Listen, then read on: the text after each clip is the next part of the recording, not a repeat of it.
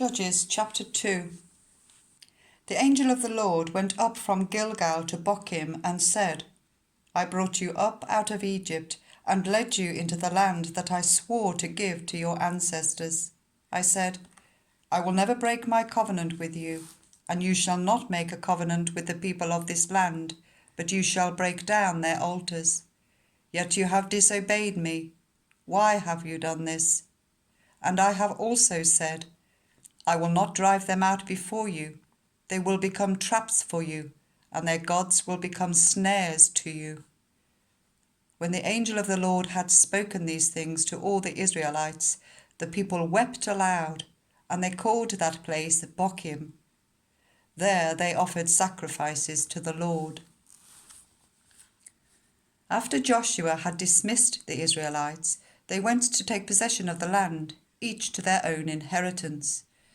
The people served the Lord throughout the lifetime of Joshua and of the elders who outlived him and who had seen all the great things the Lord had done for Israel.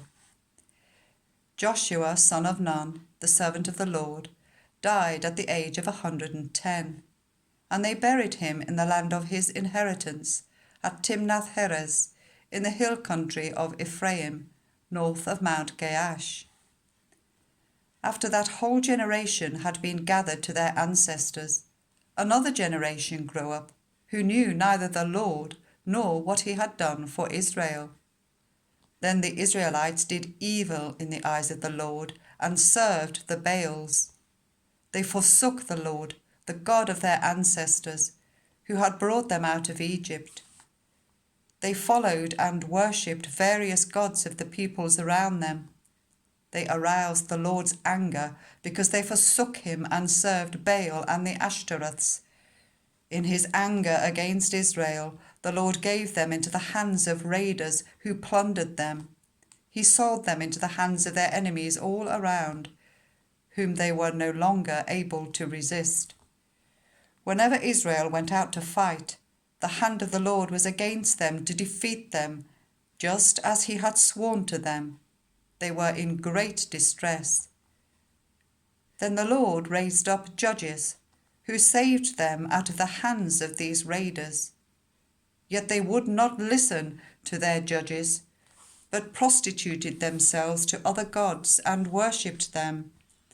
Unlike their ancestors, they quickly turned from following the way of their ancestors, the way of obedience to the Lord's commands.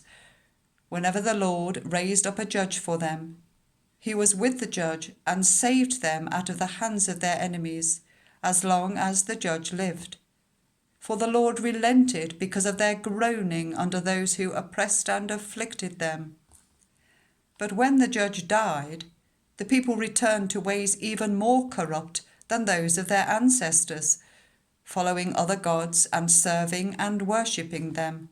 They refused to give up their evil practices and stubborn ways. Therefore, the Lord was very angry with Israel and said, Because this nation has violated the covenant I ordained for their ancestors and has not listened to me, I will no longer drive out before them any of the nations Joshua left when he died. I will use them to test Israel and see whether they will keep the way of the Lord and walk in it, as their ancestors did. The Lord had allowed those nations to remain. He did not drive them out at once by giving them into the hands of Joshua.